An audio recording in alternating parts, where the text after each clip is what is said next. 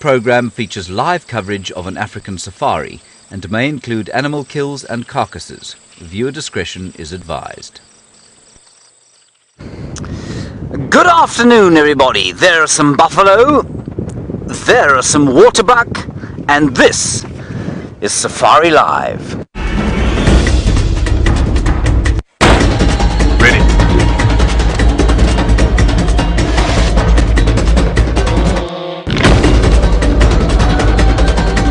Standing by.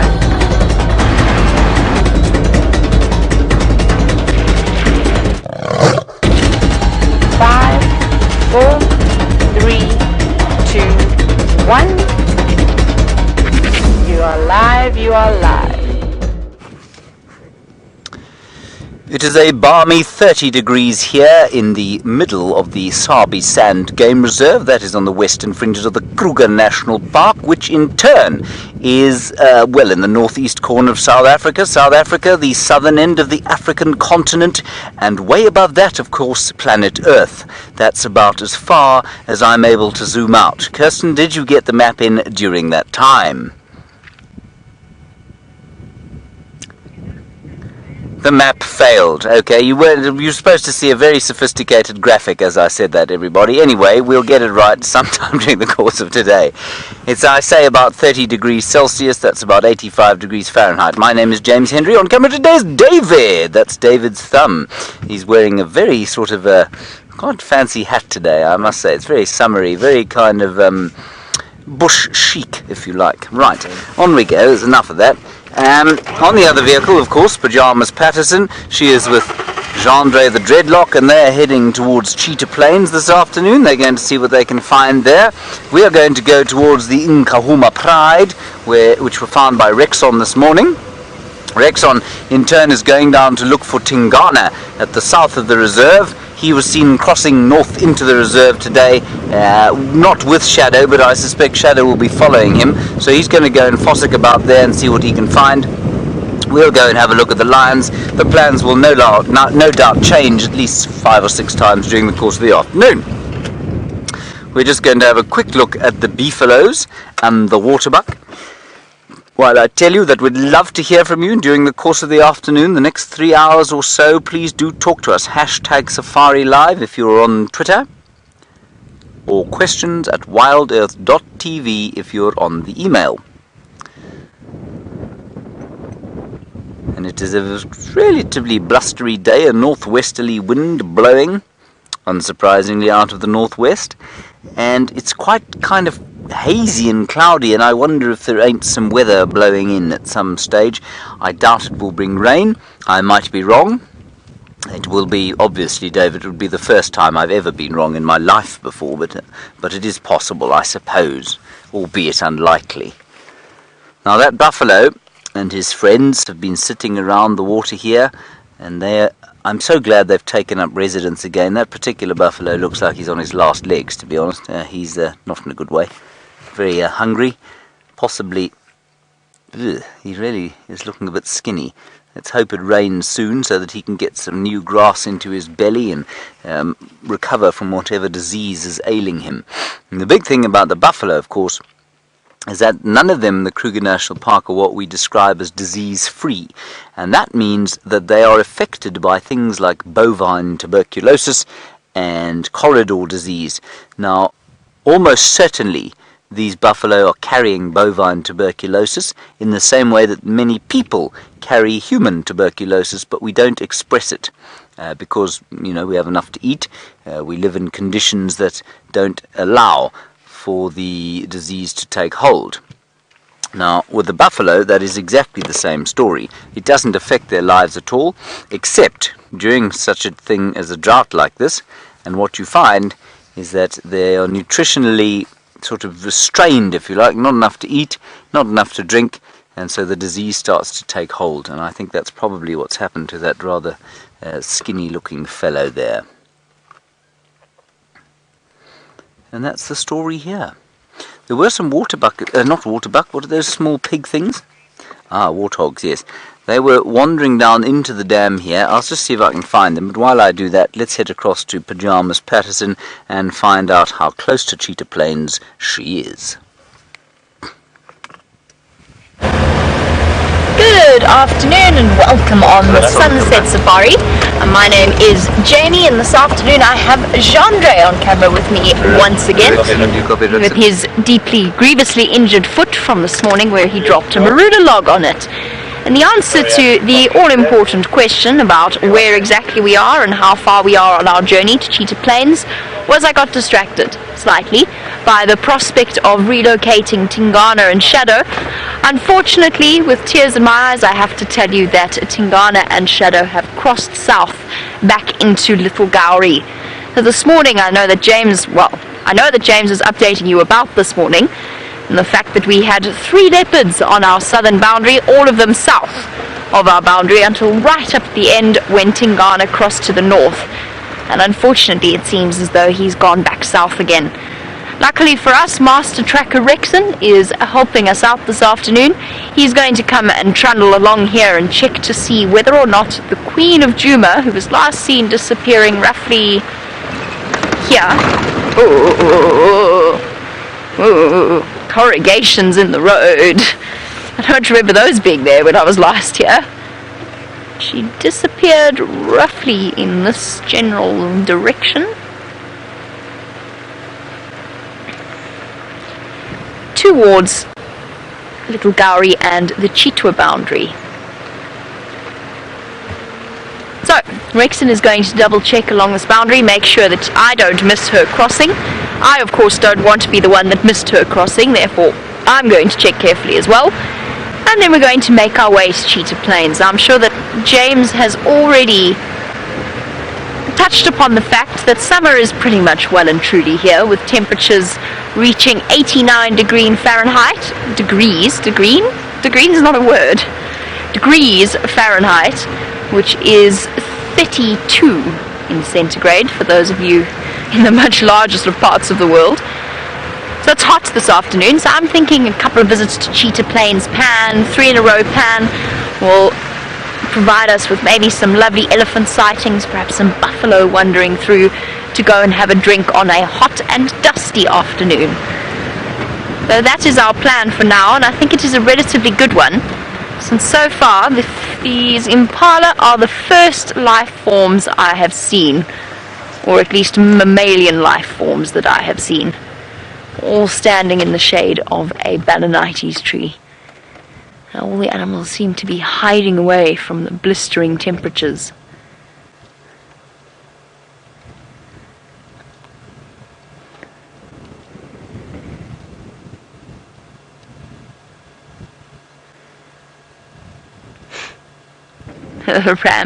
Young ram attempting to test the scent of the various females, and they're all just wandering away from him, looking to see whether or not any of them are going to come into estrus, and then getting to a nice patch of, well, I say a nice patch of grass. He's found something, somehow he's found something edible there. I have no idea how these animals are managing to eke out an existence on what they have here. It's mind-boggling. Another thing that we can do this time of year is we see far further into the vegetation. We were just talking about it earlier, and the fact that you can. I mean, we really do have such an increase in visibility. We probably see about double the distance of what we usually see, if not more, in summer. What that does mean is that we often make mistakes and spot things like lion logs, which is what I'm trying to work out now, because my binoculars are, of course, broken. I'm trying to work out what is what that yellow thing is over there. You see the yellow thing there? No, you mean you don't see the unnamed yellow thing? No, let's go forward a bit. I'm pretty sure it's a log. Never fear, Jandre, I'm pretty sure it's a log. Jandre, of course, excelled himself this morning whilst on camera in spotting a pearl-spotted owlet. Those things, for those of you in the know, are exceptionally tiny. I mean, they really are. They're hand-sized owls, and somehow Jandre managed to spot one earlier this morning, which was incredibly impressive. I was suitably impressed. It's just a stone. Just a stone.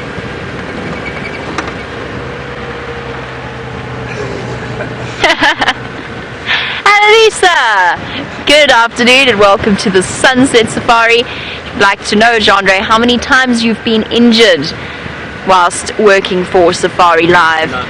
None? Sure. He's not a very good liar, Jandre. Especially not because half of us have driven you to the doctor at one point or another, so we know that's not true. My heart is injured every drive with James. Jandre says his heart is injured every time he goes on drive with James. I think James is actually quite horrible to Jandre. I'm not going to be as horrible to Jandre. I will say that he is accident prone. It is. What do you mean it might be true? It is true. It's definitely true. Jandre is very accident prone. He's had the nail in the foot and he's had the jack to the foot. I think those were the two big major foot injuries while he's been here. The nail was awful. And he's had one or two unpleasant diseases like stomach bugs and so on, because that sounded terrible. One or two unpleasant stomach bugs that we've had to take him to the doctor, but then we all have. So he's actually not that bad. He just seems to have an injury every now and again. He's very, very professional to the point that he often accidentally puts himself in harm's way, as he did this morning. I'm going to be nice to Jandre and say that it is a symptom of his professionalism that he manages to injure himself all the time. James, on the other hand, as we heard, hurts Jandre's heart every time Jandre goes out on drive with him, so I think we'll send you back over to James and find out what he thinks of that.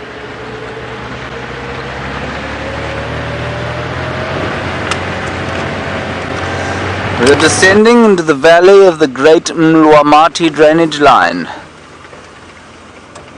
David, are you nervous? Are you wearing your wetsuit? Oh dear.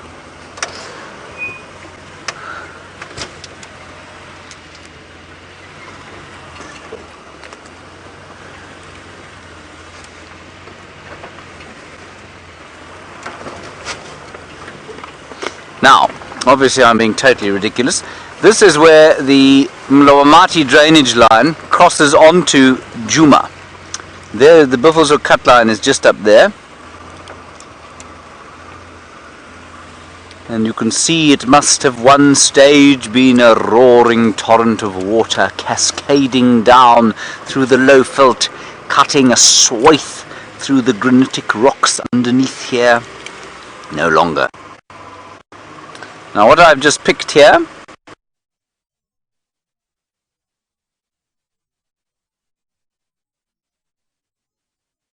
oh dear, it seems as though James has laughing. James has disappeared off your screens. The reason I'm chuckling is because we were just currently discussing Jandre's multiple reasons for visiting the doctor. He's clarified that he did not in fact need to go for a stomach bug, but he did need to go when he was feeling terrible. Anyway, we finished that conversation. Now moving on rapidly, please.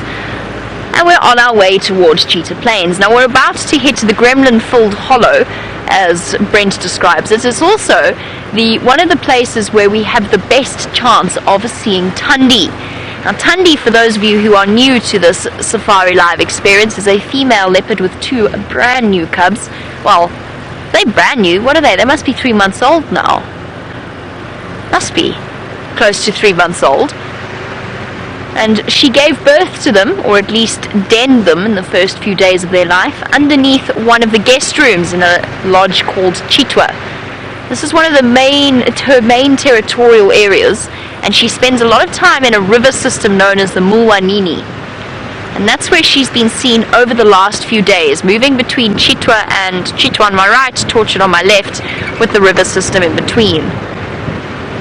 Now before we hit the river system, where we will lose signal, I can guarantee, let's find something to talk about while we try and figure out.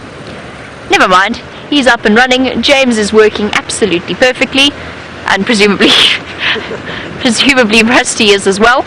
We'll go across and find out what happened there.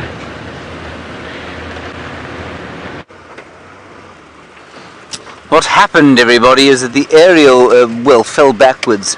I, of course, blamed David immediately, but that was probably a little bit unfair. So, as I was saying before we were rudely interrupted, there is the pod of the russet bush willow. Now you can see they're blowing off, of course, because they are four-winged, and they are four-winged in order to pick up the wind and be distributed about the low veld where they might grow. Now apparently they're supposed to be a good tea substitute. I have used them for tea, and as it is, well, tea time is sort of between 4 and 5 o'clock, depending on your bent. My mother and father will have it at 5 o'clock exactly. Some will have it at 4 if they're in the lodges around here. But I must just tell you that the russet bush willow is a very poor tea substitute. I've tried it many times, and it is really not great at all. Now, we've come off-road here to find the lions of the Nkuhuma Pride, which I believe to be here. Slightly worryingly, there's a waterbuck close by. You can just see them up through there, beautifully camouflaged. Can you see them there, David? There you are, you've got them there. That's it. You can see how perfectly coloured they are. They are the best camouflaged antelope out here. Kirsten, all I heard there was whoop.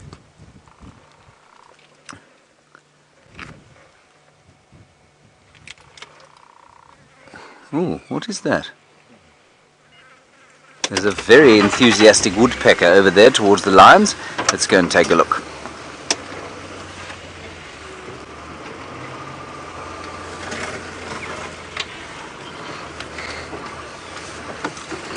Oops.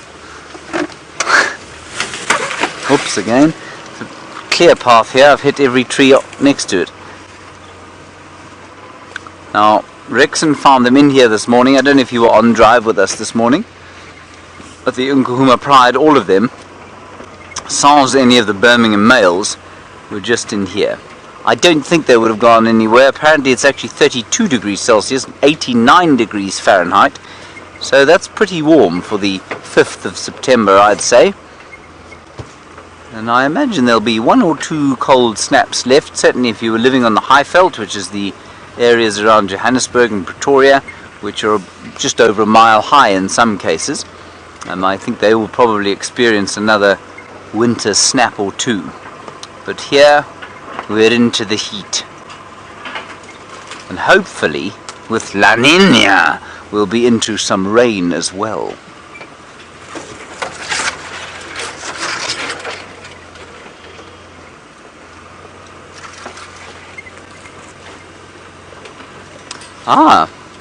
Hello Annie in British Columbia while we drive through here. An interesting question. You're wondering about hermaphrodites basically, or sort of semi-hermaphrodites. Some fish, as we know, can change sex, like you say, and you want to know if there are any animals out here that can perhaps change sex according to what is required and who is needed. No, the short answer is, as far as I know, not. There might be, I mean, I don't know about the tilapia and the catfish out here. I'm pretty sure they can't. But it's possible that they could, I suppose. But I don't think so. And I don't think any of the reptiles can either. The most hermaphroditic animal that we get out here is the giant land snail. I think they are hermaphrodites. Which means that when they mate, they both exchange male spermatophores between each other. And they, oh, there's the entire pride. And so the giant land snail, Annie, would be about the closest we've got. They have moved exactly 2.5 meters, 7 feet, since we last saw them. Now, just need to get into a position where they're not terribly frightened by us. I'll go in here, Davy.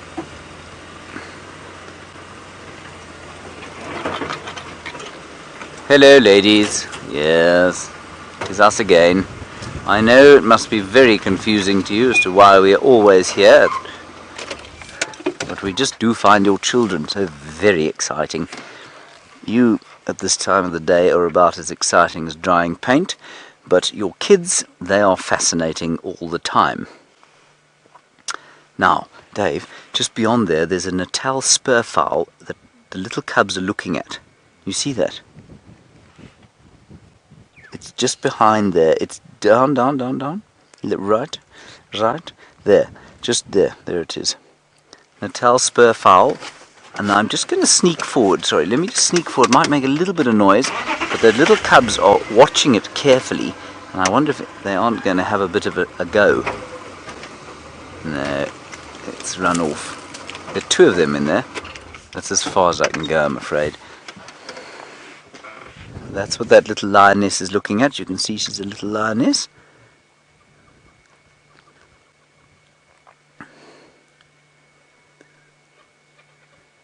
It's such fun because they're always a little bit awake, these cubs. They're very seldom completely flat cat, as their parents are. Yes, I am talking about you, madam. And I think, isn't it amazing how, I mean, that bird is no idiot. If the bird was an idiot, it wouldn't be alive. It would have been eaten some time back. Clearly, some form of realization that these cubs don't pose an actual danger to it. It won't be long before they do try and stalk something like a little bird and catch it. And there, the little teddy bear one on the right hand side there, those are the youngest ones. Others getting up now, having a bit of a stretch. Looking a little bit skinny, I must say, at this stage, those ones. But that's normal, you know. I think they're going through a growth spurt as they push towards weaning, which will only be in about, probably about 8 weeks or so. But they've started eating meat.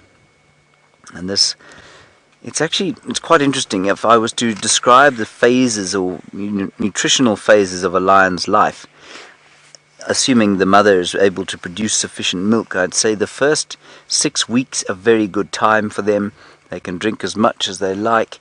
No competition because they're not in the pride, and so it's quite sweet. No competition within the pride because they're not introduced to the pride. Then 6 weeks up to 6 months, or let's say 6 weeks to 12 weeks, they're in the pride. And so there is a bit of competition for the milk, especially if they're slightly older cubs. So that's quite difficult. And then say 12 weeks to 6 months, the weaning process begins. And so that's also quite difficult. But they can still have milk. After that, once they've weaned, remember, nobody stands back at a kill, which means they have to fight for every piece of meat they get from then on. And that's when they're most nutritionally vulnerable, I think. And you'll see even these fat little things here will eventually start to look pretty, there's a wonderful Afrikaans term, skraal. They'll look pretty skraal, and I mean, skraal basically means skinny, but it's I'm sure you can imagine what I mean when I say skraal. They'll start to look a little bit haggard and skinny and ribby, and that's perfectly normal, so don't worry when it happens. There's one just trying to find something to drink there. Is that a lactating female? No, it's not. That's not a lactating female, so I'm afraid he's going to be sorely disappointed if he latches on to one of those. It must be Amber Eyes or the other one that isn't with child yet. Amber Eyes might be with child, as it were. She has been mating.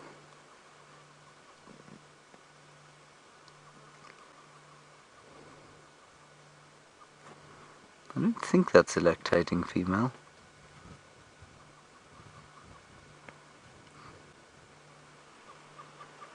Maybe it is. I can't see exactly. Certainly enough youngsters making an effort to see if they can get a bit of a meal out of her. And unlike with any other mammal, of course, or with very few other mammals, they will cross-suckle.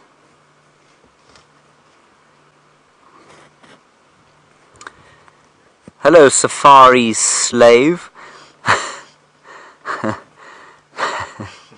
May you be emancipated as soon as possible, safari slave.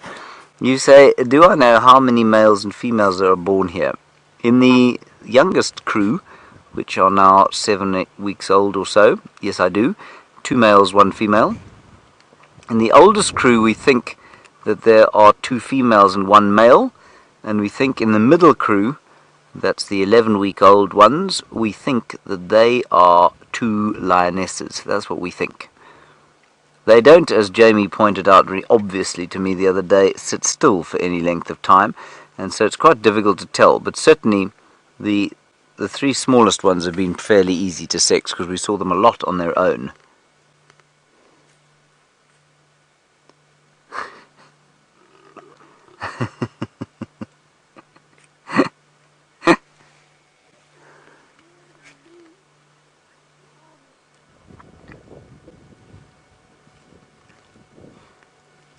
That's a lovely question from One Wolf in South Carolina. Dave, if you can get on that, yeah, focus in on that one there, and its flicking tail.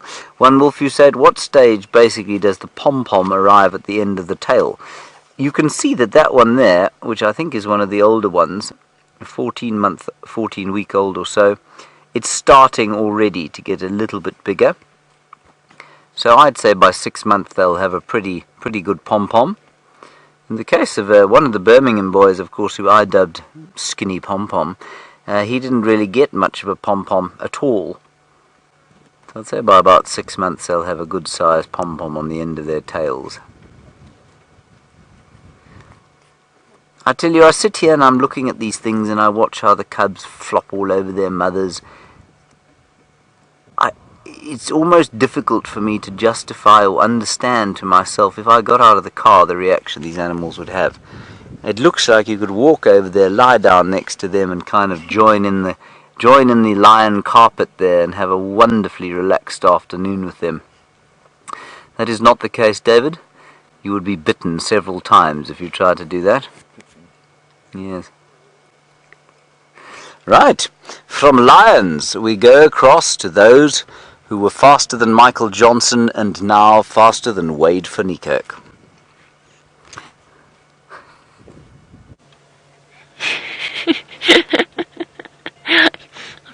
I would be very, very impressed if these guinea fowl could outpace Wade van Niekerk, but you never know. Funnily enough, I was thinking about ostriches and seeing ostriches on cheetah plains. Well, we've got a bird. It's not quite an ostrich, but they can be as equally entertaining. We've got a flock of helmeted guinea fowl pecking about through the open area. We're not quite at the full open area of Cheetah Plains, so all the way towards the Kruger National Park boundary and closer to the lodge side. But we've got 1, 2, 3, 4, 5, 6, 7, 8, 9, 10, 11, 12, 13, 14, 15, 16. Lots of guinea fowl. I give up. And they really are such fascinating birds to watch. The way that they run, the way that they move.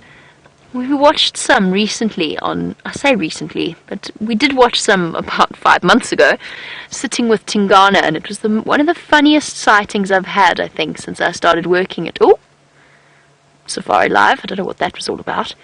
And it was the guinea fowl would walk past the leopard, and then all of a sudden they'd spot him and go, cha, chuk, chuk, chuk, chuk, and give their alarm call, and then go back to feeding and walk around him and then see him again and start alarm calling again. It was like they completely forgot that he was there, like they had some kind of major short-term memory loss. It was absolutely hilarious.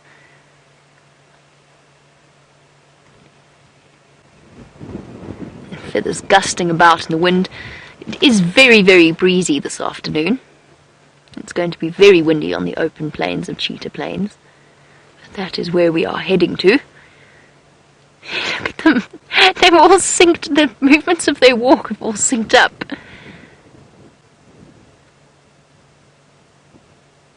That was amazing. They were all walking in unison for a second there.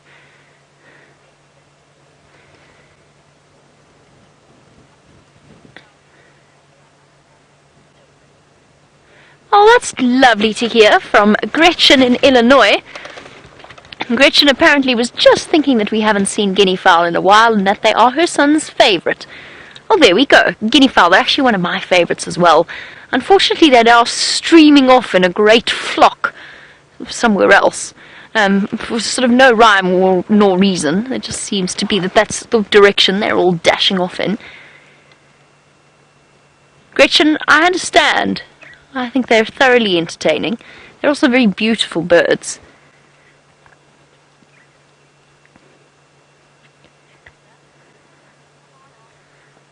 as our guinea fowl slowly disappear off into the bush. We don't want to keep you away from those wonderful tawny cats for too long. We're going to race over to Cheetah Plains Pan, see if anything's come for a drink. In the meantime, let's jump on board with James and those lions.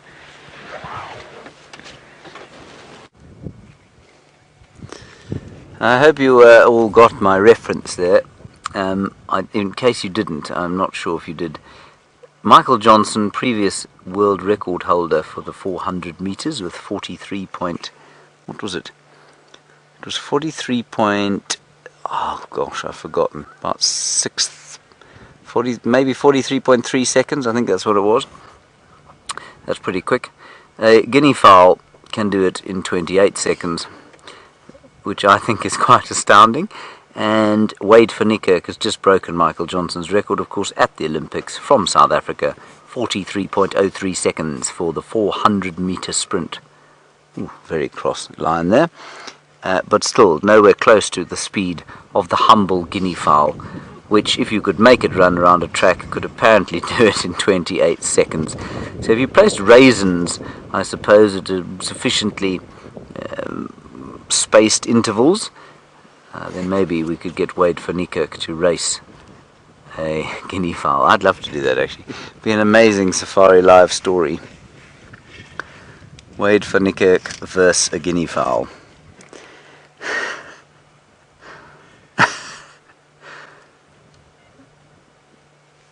The other advantage to cubs, of course, is what they do is they wake up the adults, which means that they do the odd moving around. There is our friend Amber Eyes. So she was the female they were trying to suckle off. She was also, of course, featured in that wonderful clip that has gone viral on the internet. I love to be able to say that something from Safari Live has gone viral. It's had over 5 million views, and that's of Amber Eyes hugging one of these little cubs. Is it 12 million? Yes. 12 million people have viewed Amber Eyes hugging one of the cubs. It's now 15 million. I'm getting updated counts every time we speak. Sorry, no, what's that? 1 billion. Okay, good. 1,000 million people have seen it. No, I'm kidding. 15 million people have watched Amber Eyes hugging one of these little cubs. And everybody who's watched it thinks that Amber Eyes is the mother. And that's obviously not the case, but clearly she is very affectionate with these little ones, as evidenced by the fact that she was tolerating them trying to suckle from her just now. Just now, of course, a South Africanism meaning just now. I mean, a little while ago. This is good. There's much crossness now. Hello Sheila, you want to know how the lionesses know which cubs are theirs? I think it's probably from smell. They're not particularly worried about it. They're all related to each other, and you can see that they are, I mean, they're all kind of in a big sort of mess, but they do cross-suckle, so they don't worry too much about whose is whose. I'm sure they do know, though, and I'm pretty sure they know from smell.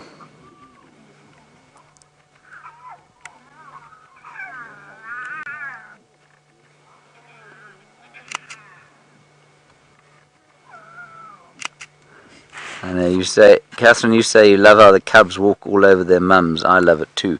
David, what are you laughing at? No. My photograph? No. Oh, good. You better not be.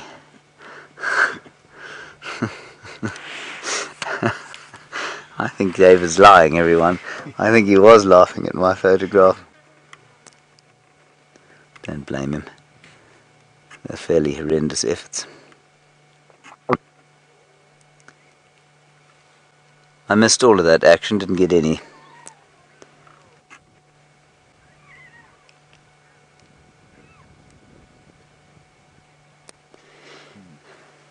Thank you, Thomas in Pennsylvania, for asking me a question I can't answer and therefore rendering me an imbecile while on live safari. You say, where does the word pride come from? And I'm ashamed to say, Thomas, that I do not know, and I think it's a really good question.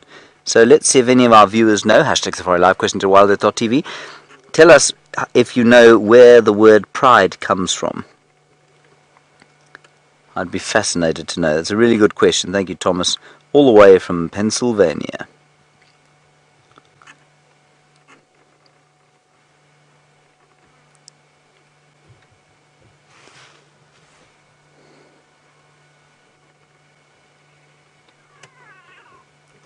And the noises they make is just so very wonderful.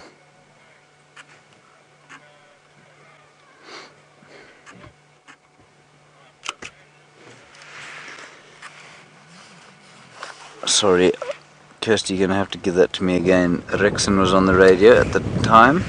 Can we go again, please?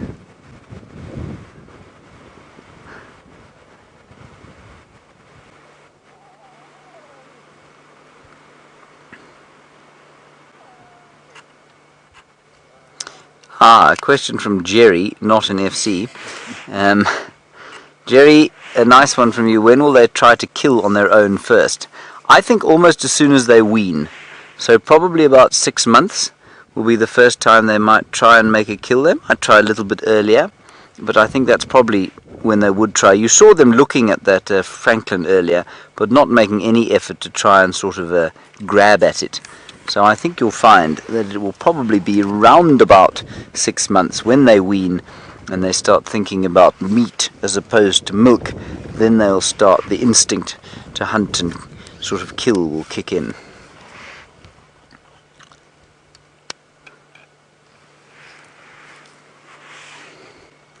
That would be my guess, Jerry. And that was not a question from Jerry in the final control. So Jerry, if you ask us another question, tell us where you're from. You don't want to be confused with Jerry from the final control. She dislocated her knee today, so she's feeling quite deeply sorry for herself. I don't blame her. I feel quite sorry for her too. Do you, David? Poor Jerry. She was, I think, trying to hang a curtain, if I'm not mistaken.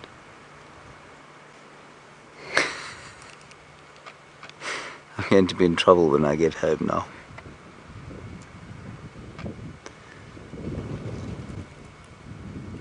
It's quite a sweet scene this now. Everything's calmed down for the next 5 minutes or so. Whereupon one of the cubs will move, irritate somebody, and it will all get a little bit active again. And this is the joy of having cubs.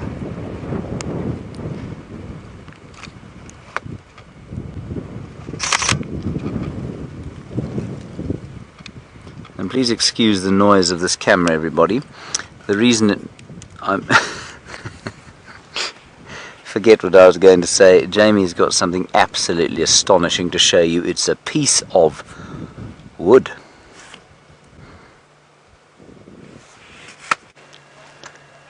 We do indeed have a piece of wood, and there's something. We've actually got 2 pieces of wood, and there's something very, very special about them. Or at least there's something very special about one of them. And you may have guessed it. It's not that one. It is this one here, which is of course not a piece of wood. Although I could actually have found a better one, but I tried to do that in a hurry to find one that looked more like this particular creature. But it is absolutely amazing. It really is. It's a stick insect, and I want to show you. Oh, it's okay, buddy. Come here. Hello. Have a look at the little protrusions on this chap's. This is an insect. I mean, this is a real live insect. Just look at the protrusions on his legs that are meant to look like dried leaves. How absolute. There, you can see he's moving of his own accord, so he is a real stick insect. I promise, it's not a stick. Look at it, it's incredible. Those little folds out there that are meant to be the leaves. And then the joints of the legs that look like joints of, you know, a stick. Every now and again he tries to find his way.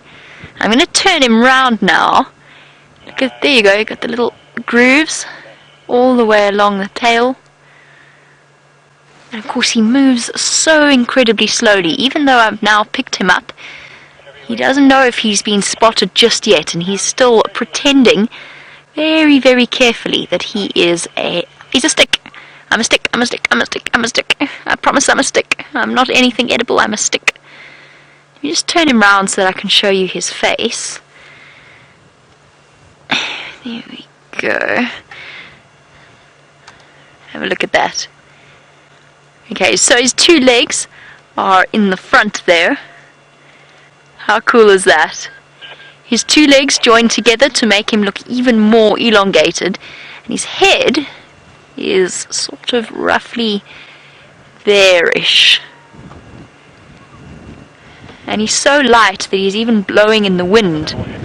Oh, look at him go! Shame, buddy! Oh, shame, I feel bad. I'm going to bring him back down a little bit so he's a bit more sheltered. Although, of course, this is what stick insects do.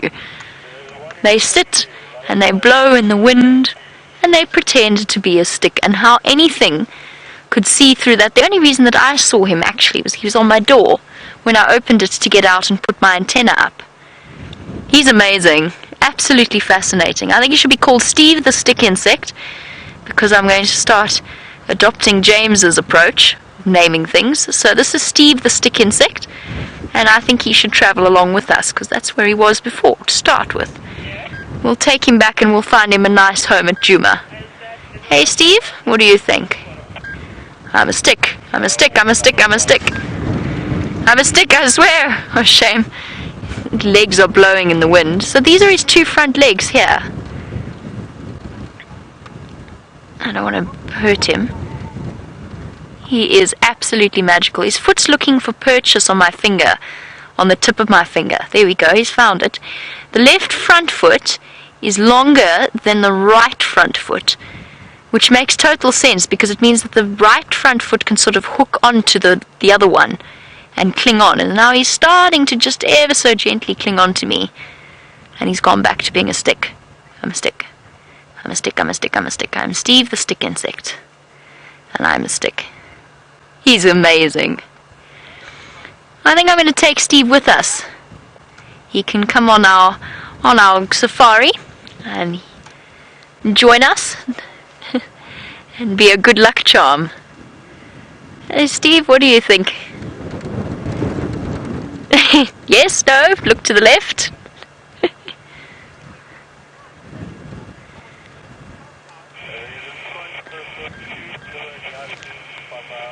I agree, James Richard. I think that you may be right. So apparently there was recently a debate as to which, and I'm going to turn him now slightly, which animal has the best camouflage in the bush.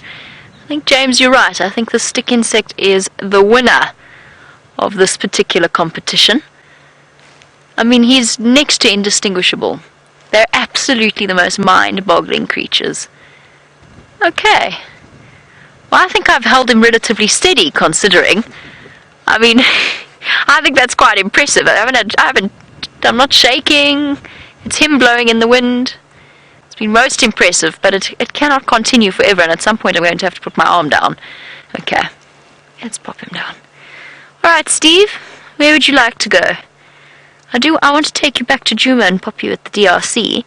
I think he's been with us the whole time, you know. I think he might actually have come from the car park itself. We shall put you... Yeah, I'll put you on the brown of my jacket. There you go. There you go. Now there you can be a stick. Whoops. Oh no. There's a fallen stick. Come on, Steve. There you go. There you go. Steve the Stick Insect, everybody. Can be our companion for the sunset safari. Right. On that note, off we go. He's perfectly fine. He's perfectly positioned. Oh. Alright, Steve, are you ready? Yep. Okay, let us make our way. We're almost at 3 in a row pan. Now let us go and see what's happening there.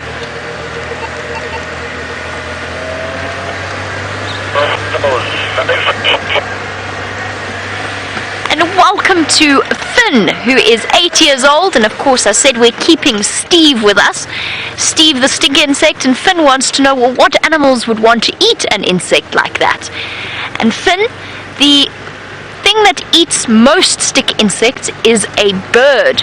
So different types of bird. It could be a lilac-breasted roller, you know, the really beautiful ones with the bright purple chests, or something like a kingfisher, because even though their names have fisher in them, only one species of kingfisher fishes. The rest of them eat insects. So it could be a kingfisher. Lots of different types of birds. Some species of frogs might also eat him, although I haven't seen any frogs just yet. They're still waiting for the rain to come out and start to croak and move about. And we're waiting for the frogs, but a frog might eat it. And a chameleon. A chameleon is one of our favorite reptiles to look at. There we go. We've got a hornbill in the road. There's another creature that would eat the stick insect. Shh, don't tell him about Steve. He's busy now, collecting termites. Well, this is an animal that might eat a stick insect. A yellow-billed hornbill. And you can see he's very busy picking up insects in elephant dung. So he's not actually eating the elephant's dung. He's sifting through it to look for the different creepy crawlies that live in it. Whether it's ants or termites or whatever else he might find there. It's okay, Steve. I promise I won't tell him about you. You can see him checking out the different piles of elephant dung. And those look relatively fresh. Not fresh, not in the last few moments, but definitely in the last few hours. So there's elephants somewhere here on Cheetah Plains. That's up to us to go and find them. I feel like we could use a really nice elephant sighting on this warm afternoon. Steve agrees. Steve says that they're his favorite animal.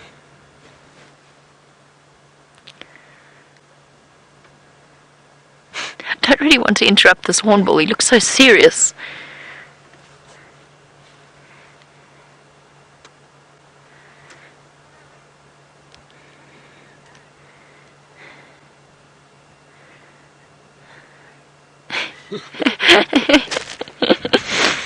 Aaron in New Zealand would like to know if Steve could please be in the credits, which I think is only fair, and he can be credited as head stick. Probably not, Aaron, but I like the idea.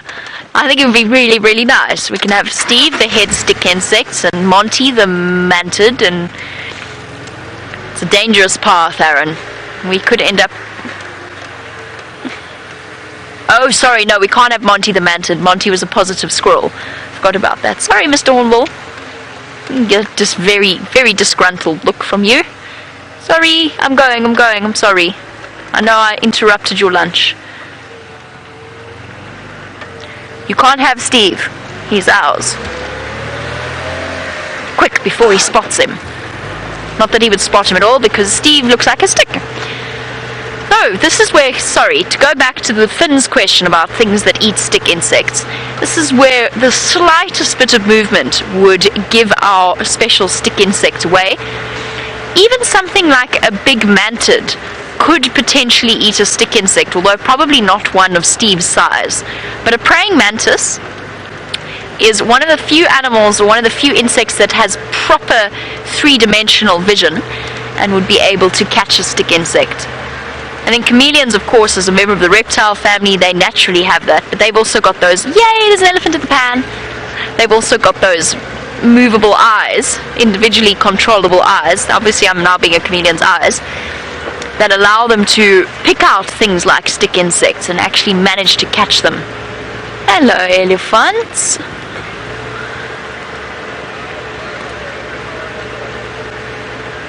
Yay. This is what I was hoping for. Oh, look at this.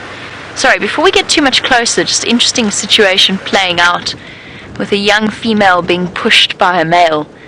I think it's a male at the back. Definitely a massive size difference.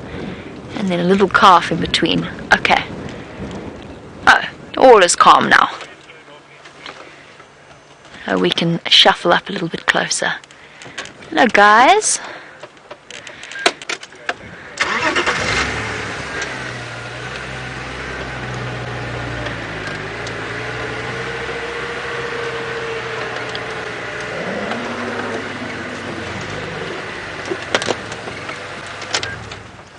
a bit upset. Let's stop here for a moment and just gauge what's happening. Somebody's not happy. This female's not happy, and I don't know if it's because she's being harassed by a male, or if it could be the wind. It is very windy, and it looks like that is a male that's there behind the calf, so he might be the one that's causing that discomfort. See, you can really see her unhappiness. Oh, I thought I squashed Steve, but it's okay, it's an actual stick. It's alright. You can actually see her unhappiness. The body language, the sort of swaying backwards and forwards. She's really thirsty. So she's not going to be deterred for too long. I'm just gauging by the size difference between the elephant behind her and the elephant that we're looking at. I'm relatively certain that that is a male behind, causing trouble. And the little calf desperately reaching down for trunks full of water. Okay, we can reposition now. They've calmed down. Just wanted to make sure that we didn't stumble into the middle of a disagreement. As you can imagine, getting into a domestic dispute between elephants is really not a position you want to find yourself in at all. A domestic dispute is one thing, and we've experienced enough of those recently with the mating leopards and Karula. But a domestic dispute with a 5-ton animal is a slightly different matter.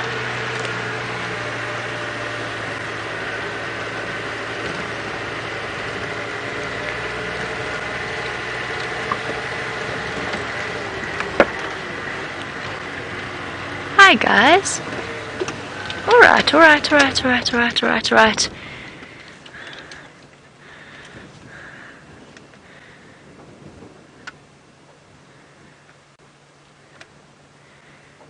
It's okay, girl. It's alright. What's the matter? Have those boys been stressing you out? She's also not the best condition I've seen. Her hip bone's sticking out a little bit. A lot of our elephants are now starting to look slightly thinner than they should, which, as you can imagine, it's very difficult to sustain their body weight during times like these where there's so little food around. That might also account for her a sort of higher than normal level of discomfort. It's alright, girl. Has that male been causing big troubles? Little calf. They're standing where the pumped water comes out. So it's the freshest and the cleanest water, rather than trying to drink from where it's muddy. And I think that's also why there's been a little bit of conflict, because the big bull on the right is the one that's monopolized the best drinking spot. The other question in terms of conflict between our different animals is from Stephen in Ohio: do we ever interfere with the animals, or do we ever... Well, the question was actually, do we ever want to? We don't. We never interfere unless an injury to an animal or a problem with an animal has been caused by human impact, direct human impact. Otherwise, we let nature take its course. Nature's been doing it for far longer and does it far better than we do. And there's certain things that we don't necessarily totally understand in terms of the way in which things fit together. In terms of animal conflict with each other, no, we would never intervene in that sort of scenario. The only time maybe we might is if it involved an endangered species, but even then, not in an area like this. Maybe in slightly smaller reserves, perhaps, but not in this kind of area. Oh, shame, look at them. Tossing mud back over their shoulders. But we do provide water, so 3 in the row pan is pumped. Otherwise, we would have absolutely no animals here. The only ones that we'd see would be dead, because the drought situation is so bad. We've got no rivers here in the northern Sabi Sand, so the animals would have absolutely nothing to sustain themselves on.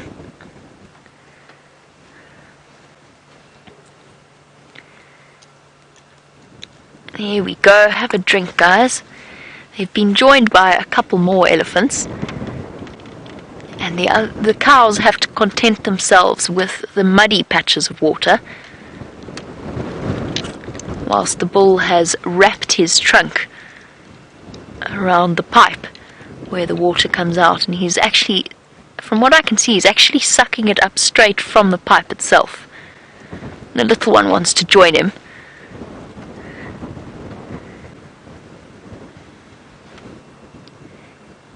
There you go. He's taking it straight out of where it's coming through the piping. What often happens... Oh!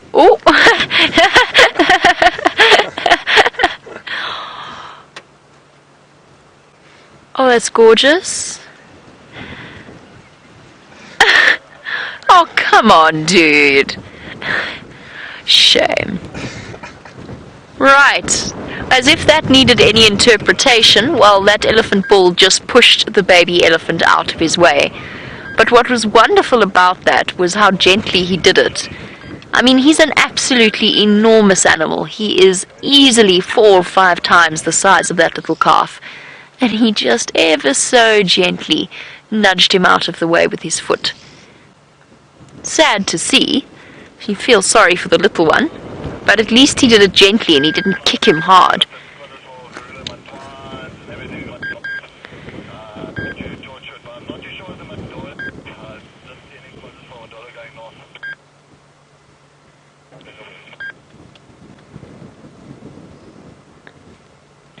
Beautiful scene. More elephants on their way. Approaching tentatively. There you go, that backwards and forwards swaying motion of the front leg immediately indicates indecision.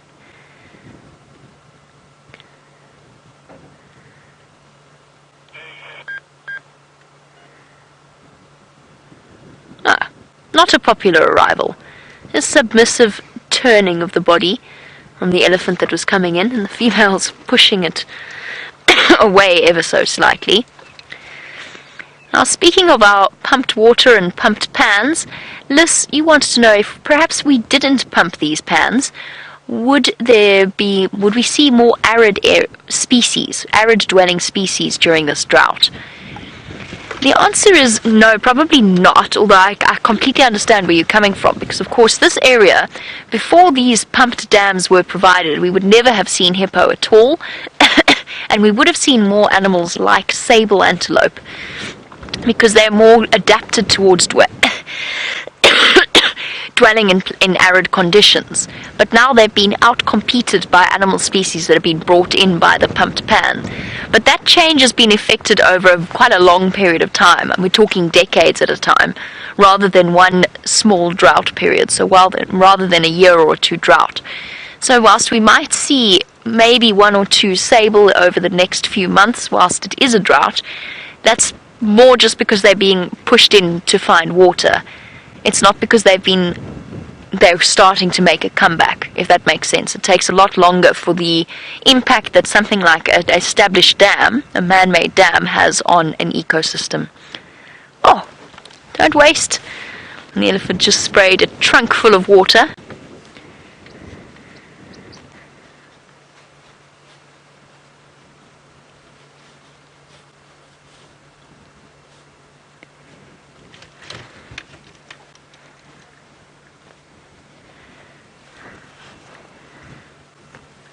You can see the tentative approach of the young male.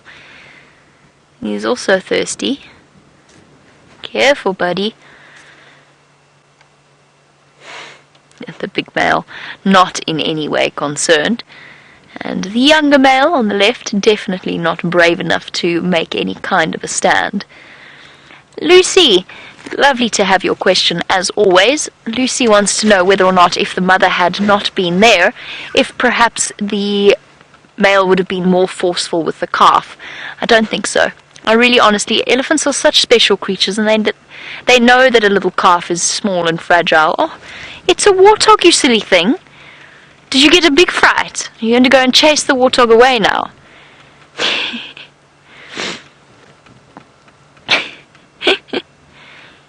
Elephants can be such big sooks. Big wusses.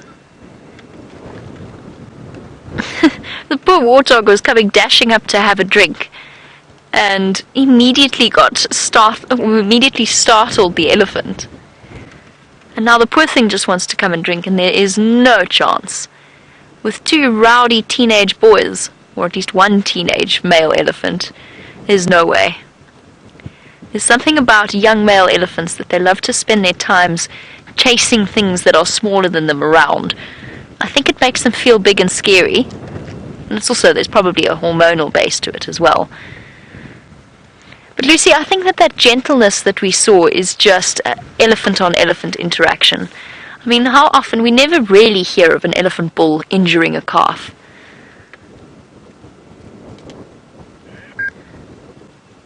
Hey, you got your chance, little one.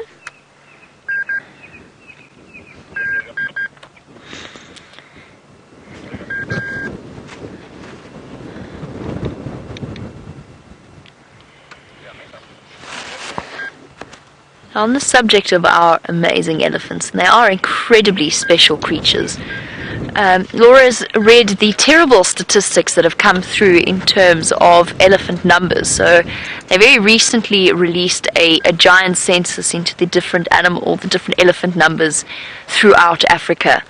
And Laura, yes, it does mean that they're endangered.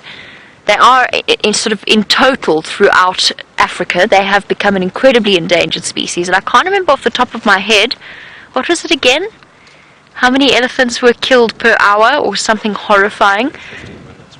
Sorry? One every 15 minutes. So that's 4 an hour. Oh, he's going in. Let's watch him while we talk about this. It's an incredibly depressing statistic. He's going to go and give himself a mud bath. Laura, they are endangered. They're not endangered in South Africa. It's a difficult topic of conversation, but it is incredibly, incredibly sad to hear what's happened to elephant populations throughout Africa. South Africa, we've been very fortunate, at least with elephants, in that our elephant population at the moment, remains stable. It doesn't mean that couldn't change in a heartbeat, but for now, these beautiful animals, in South Africa at least, are relatively safe.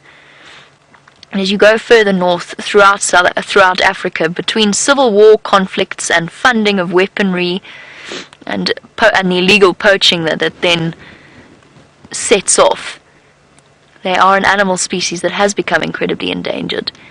It's such a difficult one because we wish in South Africa that we could take in all the elephants throughout the rest of Africa and take care of them, but we can't. Because an elephant is an animal that does tremendous damage if there's too many of them in a concentrated area. So if there's lots and lots of elephants, we don't have the habitat to support more elephants, if that makes any sense. They are endangered, just not luckily for us in South Africa. It's impossible to fathom, isn't it, when we sit and enjoy sightings like this, with their characters and their personalities. I don't begin to understand it. Well, no, I don't begin to understand it.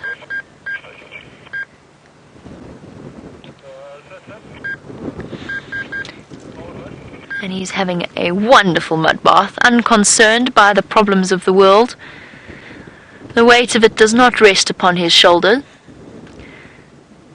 All he's got to do is survive the drought over the coming months, and he probably will.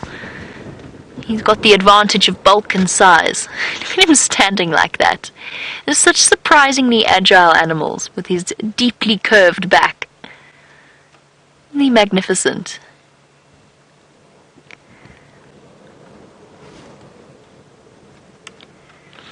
Still not quite done. Scooping up little bits around the side. I was hoping that he'd walk right out into the middle of the pan itself and have a proper mud wallow.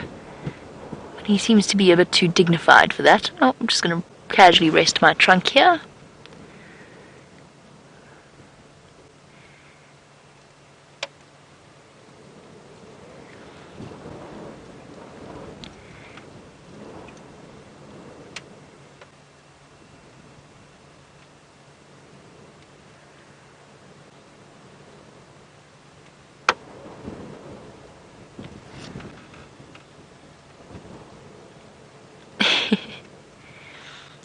Very smooth.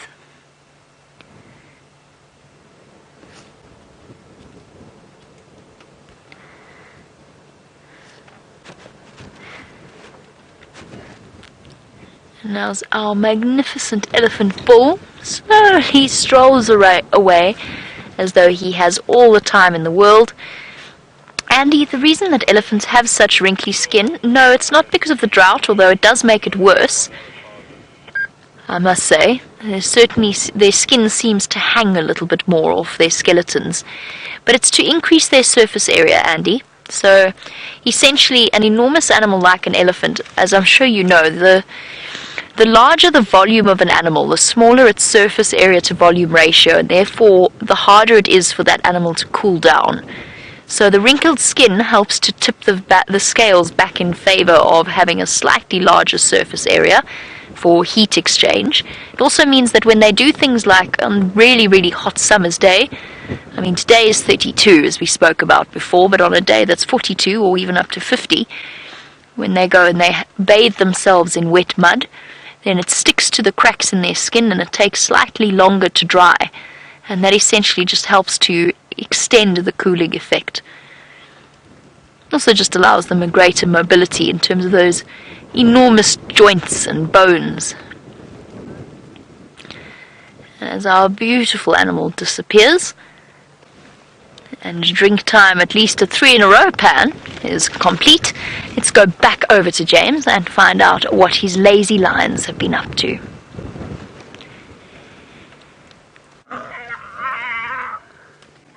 Drink time has only just begun here, everybody, and the youngsters trying desperately to get some milk from that very patient mother.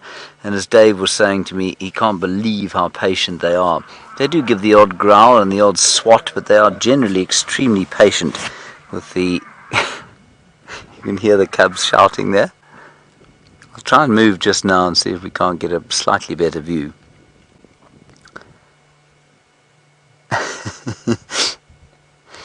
And I was wondering, I don't know if any of you can perhaps tell me, #SafariLiveQuestions at WildEarthTV, if Amber Eyes has ever had youngsters before. She's not the oldest lioness, but she's certainly not the youngest. And I'm wondering if she's ever had them before. And perhaps she was the mother of some of those that were killed. Those 2 youngsters who met their end at the claws and teeth of the Birmingham boys.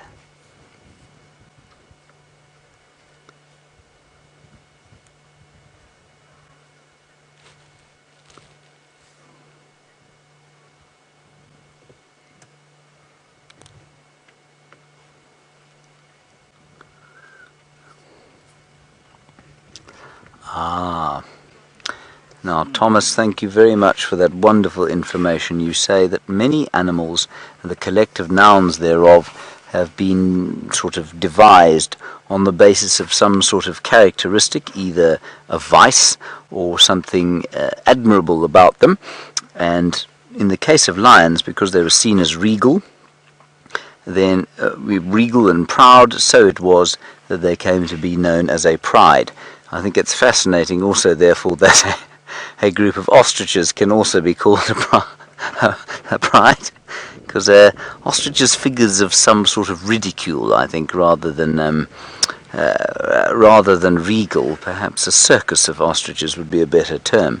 Anyway, a pride of lions, and they are seen as regal, and I got into a little bit of trouble the other day because I described some of these lions as gangsters, but I really don't think that they are particularly regal in much of their behavior, and they are like a kind of they're a very closely knit group of friends, and they operate in a manner that is often sort of gangish, I guess, gangsterish. They like to steal from everything that they come across. They do some hunting, of course, but in some areas, especially down up in East Africa, they'll scavenge even more than they hunt. And I think the real royalty out here are those magnificent cats, the leopards. And, of course, the elephants. The elephants, nobody can really dispute that a big bull elephant is the real king of the jungle. Not that we're in a jungle, David. No.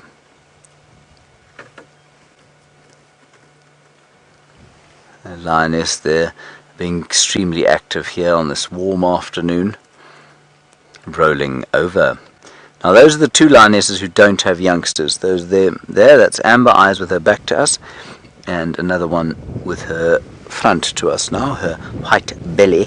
What I want to do quickly is just see if I can't identify exactly who she is. I think, if I'm not mistaken, and I stand to correction here everybody, she's the second youngest lioness in this pride. I think that the youngest one, if I'm not mistaken, is the mother of the very small cubs. And Dave, can you see the one cleaning its little one there? And just watch there when she opens her mouth. And look at the teeth and the gentleness with which she deploys those teeth. Isn't that amazing? Those massive, terrifying teeth. It's incredible how she's able to be so gentle with them when she wants to be.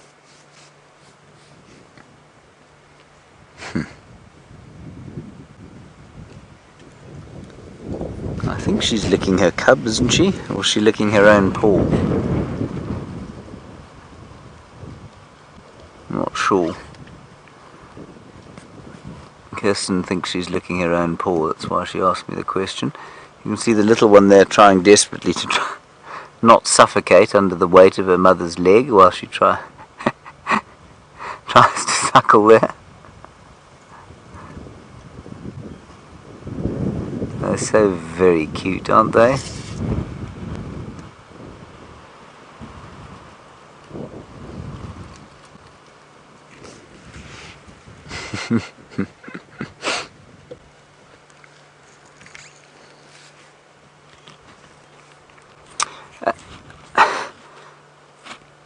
Hello Les, you're wondering about what happens when these lionesses go off to hunt, and do the cubs, are they left alone, or what happens? Les, they are normally left alone. It's not normal that one will stay with them. Sometimes the two that don't have cubs tend to split off a little earlier than the other three, and perhaps they go off hunting or begin a hunt. But no, they will be left alone, and yes, it is dangerous, but they do become a lot more fearful once the lionesses are away, and they go totally silent. They won't talk to each other. They'll be very silent, and they'll stay in some thick bush. And you can sometimes find cubs that have been left. I mean, the first time and only time I've seen the Styx cubs, they were all on their own, actually out in the open, in that dam at Cheetah Plains, and the adults were nowhere to be seen. So they will leave them alone, yeah. And that's fine. I mean, they can stay hidden, and they manage to stay hidden, and silent is the crucial thing, of course. But they are absolutely very vulnerable. I mean, when we found the three youngest ones here, when we found them, they were probably about a week or two old in a big drainage line just north of Buffelshoek Dam. And I think that they were tremendously vulnerable when they were there. They were on their own for sort of sometimes 24 to 36 hours at a time.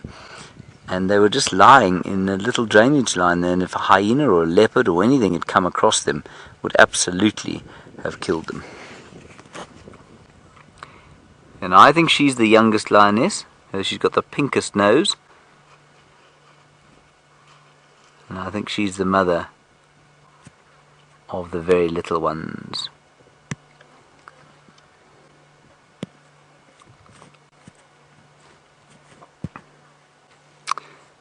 So this is wonderful. I was hoping Sarah would get hold of us. Sarah is 18 and in Ohio, and she's done quite a lot of research on the Nkuhuma Pride, I think, for some school projects. Sarah, thank you for getting hold of us again. You say that your research and a sort of fairly lengthy investigation of the family tree of the animals in the Nkuhuma Pride has revealed that Amber Eyes has not had cubs yet. And you've got records dating back to the early 2000s, which is quite interesting. I mean, I don't think Amber Eyes is probably... Do you know how old she is, Sarah? I would have put her at about 6 years old. So, I mean, if she has not had cubs at 6 years old, that is indicative that there might be a problem Certainly she seems to be, I don't know, maybe a little bit more filled with testosterone than some of the others. She doesn't seem to mate as long as the others. She doesn't seem to be as interested in mating as the others, and maybe she's just she isn't. Maybe there's a bit of a hormonal change in her that isn't quite the same as it is for the others. I don't know. She's certainly, I think, all of our favourite lioness.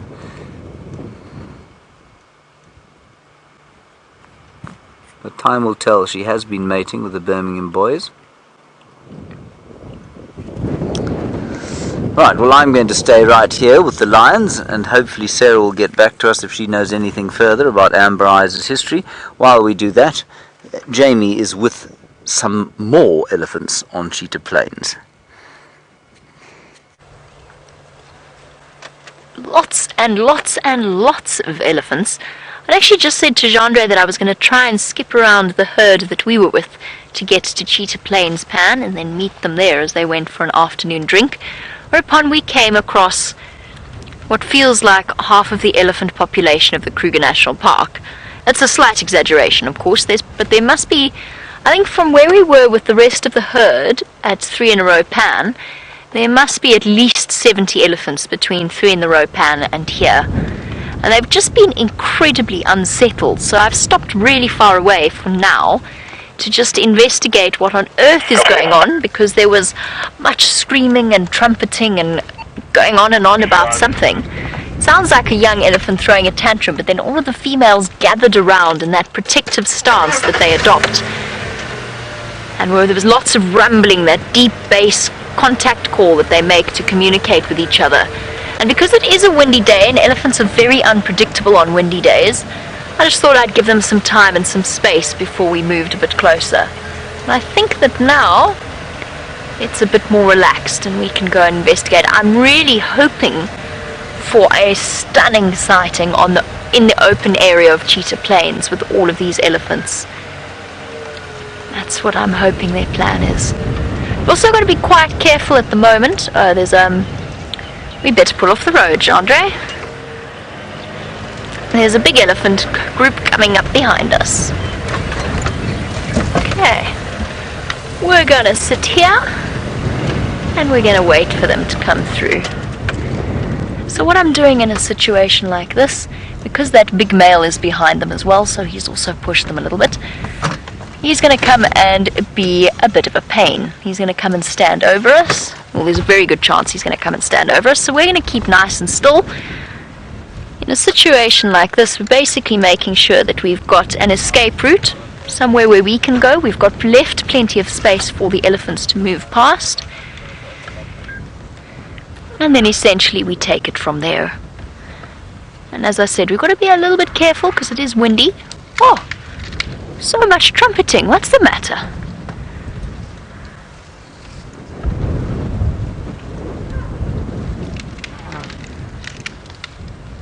Everybody's making noise this afternoon.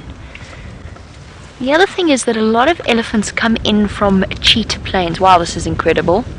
There are so many elephants here.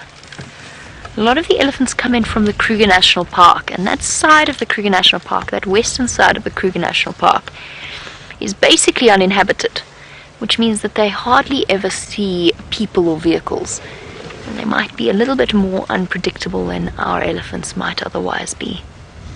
Hello guys, goodness gracious. There's so many of you, all spread out. How absolutely magical.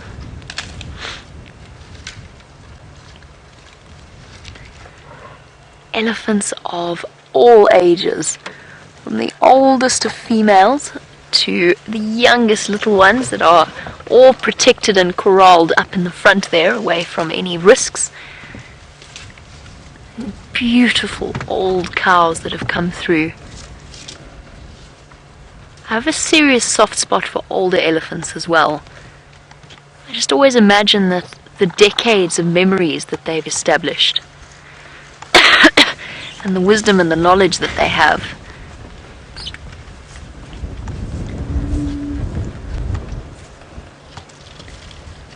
Come on everybody, go towards the open area. Let's have a really,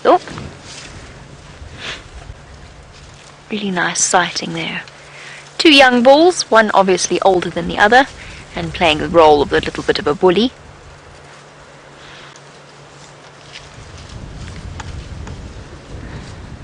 Stopping to munch on some of the smaller leadwood trees that still have a bit of green on them.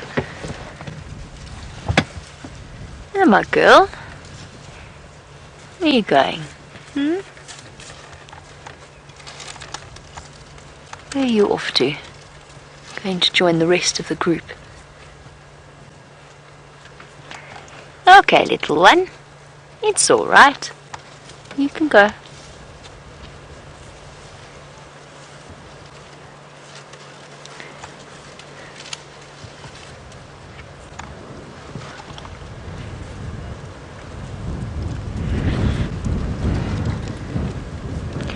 And Tony, in Pennsylvania, a really lovely question coming through from you, which is, do elephants have different formations for different threats? And yes, probably you'll find that if you look close enough, they probably do. Their standard formation, which I'm sure you know, is that defensive ring with the little ones on the inside and the adult females on the outside, essentially circling them. But it depends on what the elephants are doing and what kind of situation that they're in, because sometimes what will happen is the females will lead an attack going forward and the little ones will stay behind. Sometimes what they do is they put some females in front that sort of ferry the little ones away, and you probably find that that would be the situation if, for example, they were being hunted by lions, which does happen. It's rare, but it does happen. What now, man? Shush. Cheeky little boy. He disagreed with something I said, clearly. You see that indecision. Backwards and forwards movement of the front foot, so rocking, and touching things that are clearly not food with his trunk. I mean, that marula tree is dead. It's long dead. He knows it's long dead. And then glancing backwards at me out of the corner of his eye. There we go, rocking again. And the thought process is, am I brave enough to try and scare this thing off? Am I big enough and scary enough yet? No, maybe not. I might go over there and bully a younger male instead. But yes, Tony, you'll probably find that there are specific different approaches between the different threats and the different formations, but it depends on what's happening, and it will very much depend on the circumstances involved. Now, for example, you'll probably find, I mean, the young males always walk behind, but you'll probably find that there's a big cow waiting somewhere at the back of this herd to make sure that everybody is present and accounted for and okay. I'm looking for her now. She's probably standing under the shade of that marula tree, or she could be over there. But she's essentially acting as the rear guard. Not too concerned about the teenage males. They slowly lose their importance in an elephant herd. And indeed, towards their sort of sexual maturity, they actually get to the point where they are physically pushed out.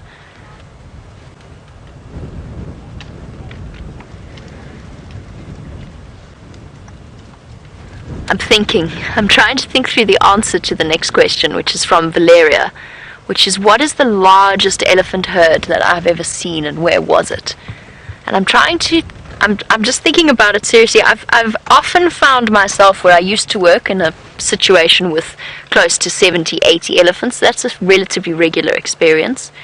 I think probably Valeria would have been the Kruger National Park, where we sat and we watched about 150 or so odd elephants walking past. I've never experienced the absolutely massive elephant herds of places like Botswana or Zambia, which is something that I would love to experience. I don't think I've ever sat with an elephant herd much larger than about 150, and of course in places like that you can get hundreds of elephants gathering together, possibly, lots and lots of them moving, especially around the river systems, around the water systems. Little mister, you're going to block my way here. You're going to be a pain. Do you mind if I come past?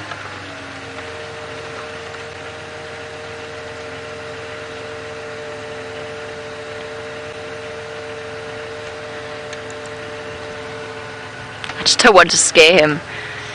Go on.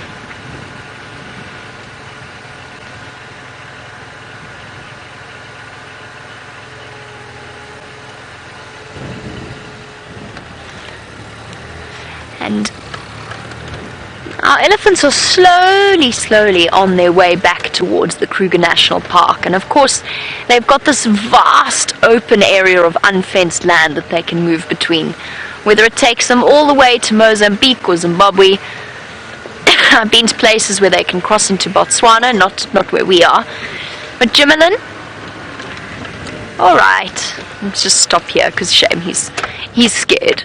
And I don't want to scare him at all. He was all young and brave earlier, but now he's a little bit unsettled, so I'm just going to let him walk and catch up with the rest of the herd. Jimmerlin?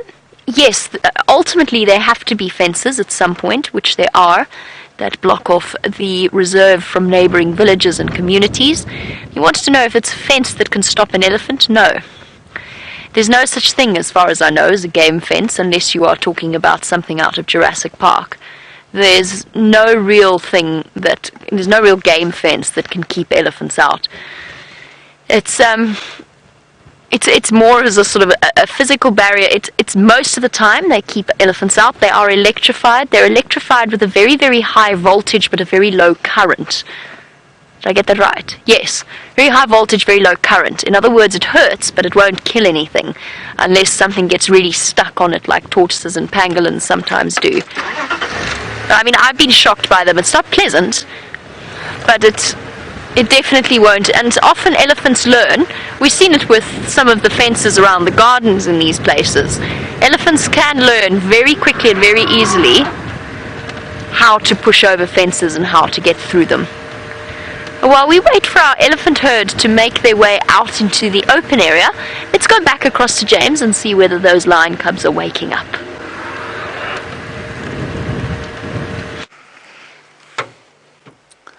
Well, the lion cubs are very awake all the time pretty much here, and they've been playing and licking and biting and scratching each other and chewing sticks and chewing their mother's tails and bugging their aunts and asking them questions about what life is like as a very big adult lion.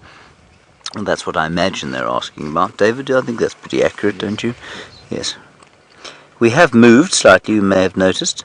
We're in a slightly different position from the one we were in before. And it is rather sweet to watch these little things playing with each other. And they don't like to have an afternoon sleep, exactly the same as kids, human kids, where you try and tell them to go and have their afternoon sleep. They're just never that keen on it, are they?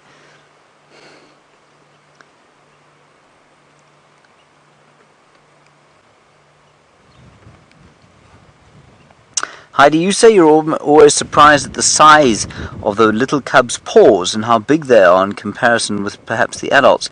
Heidi, it is amazing, and it's amazing because if you think, I mean, these cubs are tiny, right? So they're probably, I don't know, the little cubs are probably about 1.5 feet long, maybe. So they're very, very small indeed. But they're nothing like as big as, say, a leopard, but their tracks are now the size of a female leopard's track. So that's quite interesting to see. And you're absolutely right, they're big. And I mean, they're an indicator of how big the animal is actually going to be one day. And even those little leopard cubs, you know, they've got feet much bigger than you expect them to be. I was expecting them about 2 months ago. I thought they'd be about civet-sized. But they were really much bigger than that. And Hosannas are shortly going to be not much smaller than his mothers. In fact, they'll probably be... I'd say that Hosanna's tracks will probably be bigger than Karula's in the next 2 or 3 months. Yes, Dave climbed straight onto the belly of a patient auntie. And this is quite cute to watch, everyone, but it is a precursor to the fighting that they will inevitably have to engage in if they want to eat at a kill.